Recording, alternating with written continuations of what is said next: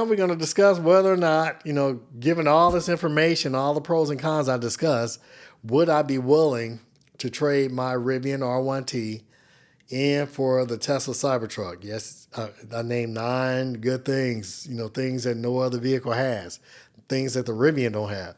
But is it enough to overcome the Rivian R1T? And now I have to say, this is an easy answer for me. It by far, in a way, hey, get your $1,000 non-refundable fee in, so you can get your order in. And I say, by all means, get yourself a Cybertruck.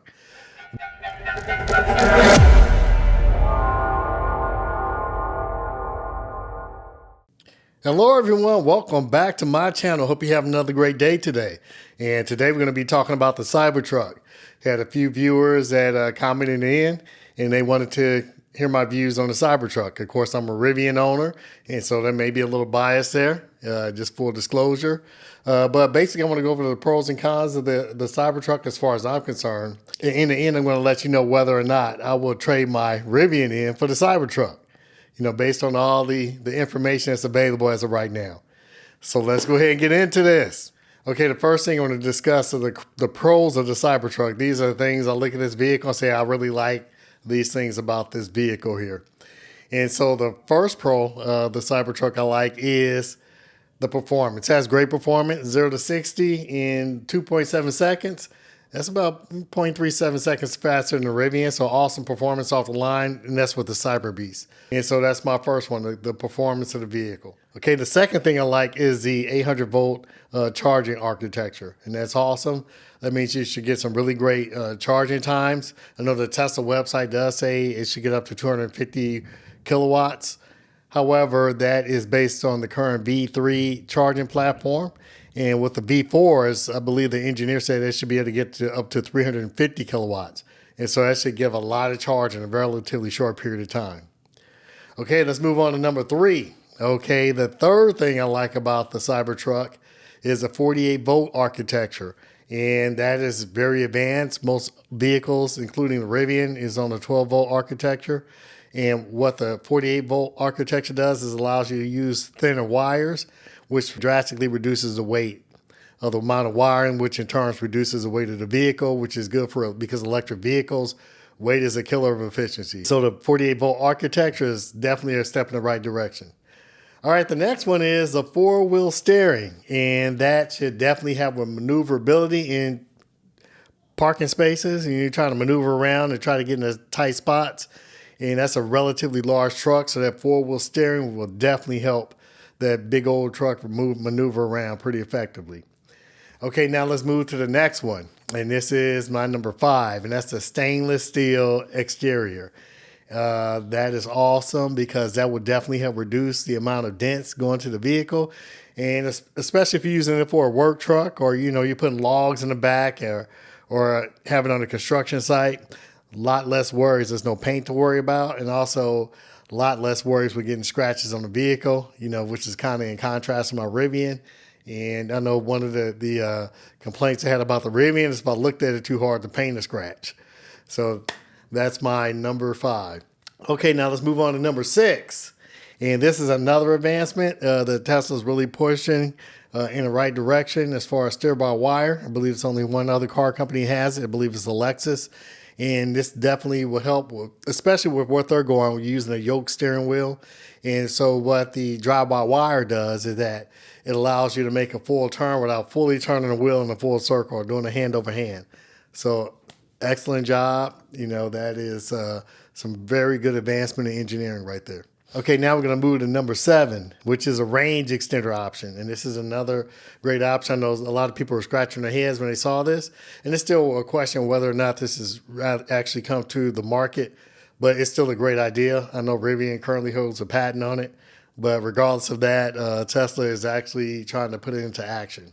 The thing I like about the range extender is that it gives you a lot of options. Most people drive their vehicles locally. And so you really don't need that big old battery pack. And it's kind of dead weight. And that's kind of true of the Hummer EV, which has like a 220 kilowatt hour battery pack in it. So that's a lot of extra weight to be hauling around. I think the battery pack actually weighs more than the Honda Civic. And so Tesla, by reducing the size of their pack and then offering this as an option where you can go to the service center and have them install this range extender, it can really help people who have different use cases. So if someone needs a tow lot, they can add that range extender in their vehicle. And if someone who's driving around locally, 300 miles of range is more than enough to get around locally and for most road trips. And so the range extender will really help different use cases. Okay, now let's move on to number 8, and that is the ability for the Tesla Cybertruck to charge another vehicle at 240 volts. That is a big step. So if you're out off-roading and someone runs out of charge, you use your Tesla Cybertruck to charge another vehicle up. And that's a great option. And I believe the Ford Lightning does have similar capabilities, but the Rivian does not.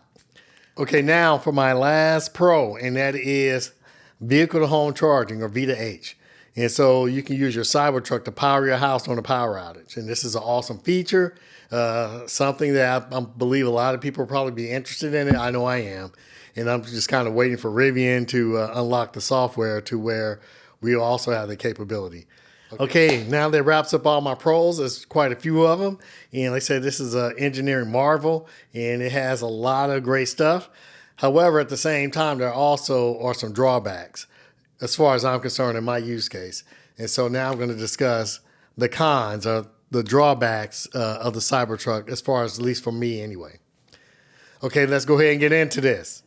The first con I have is a polarizing design. When the Cybertruck first came out in 2019, it looked cutting edge to me. I saw this dystopian, tough-looking vehicle roll on the stage.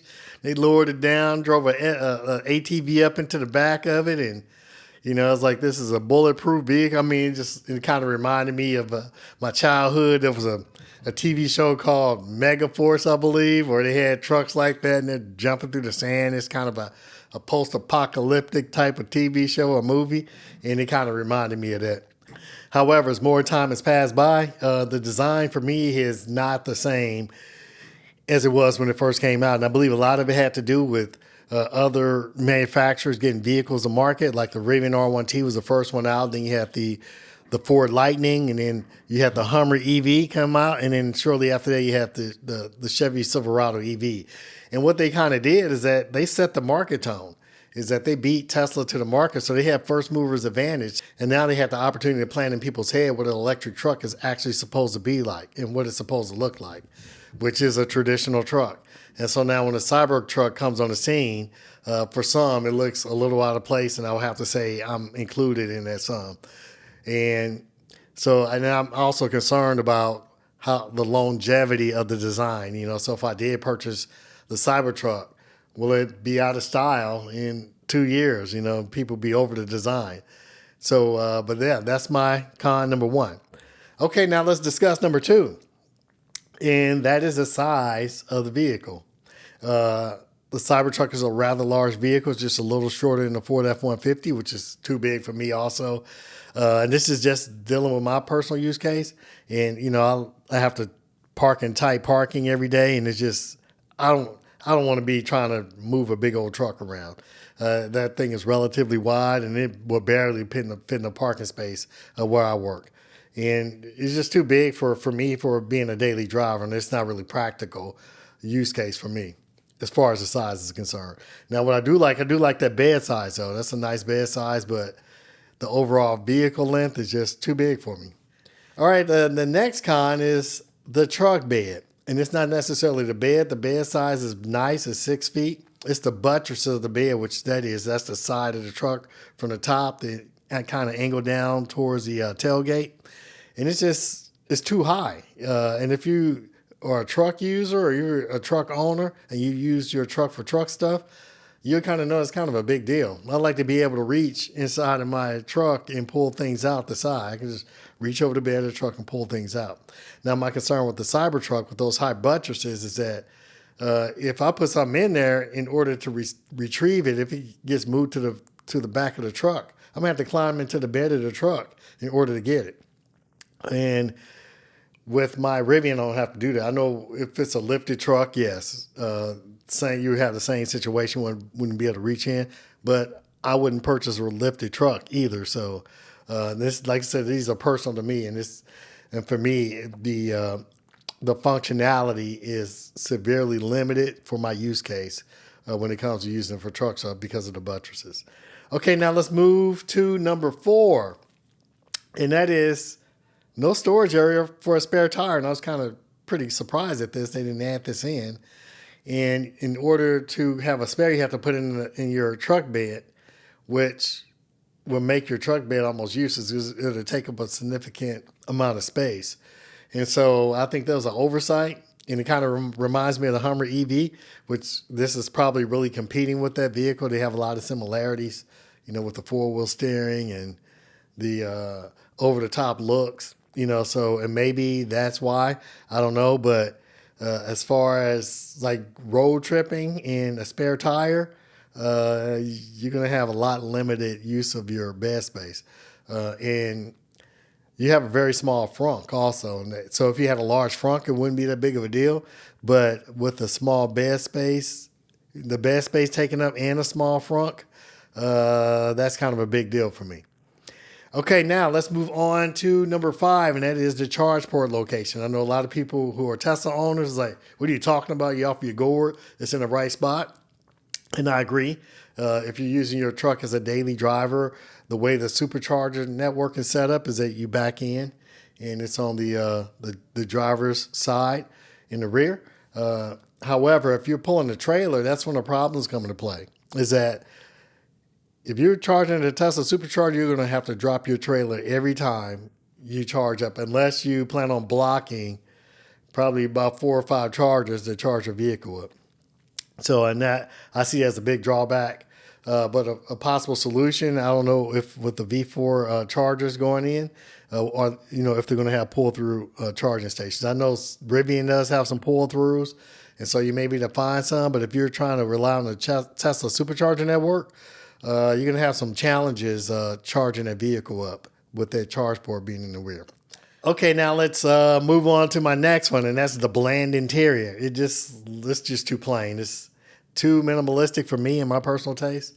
And I will compare it to the Rivian because that's what I drive, and it's just too minimalistic. The Rivian, I love that interior. That's one of the big drawings. I like driving that vehicle.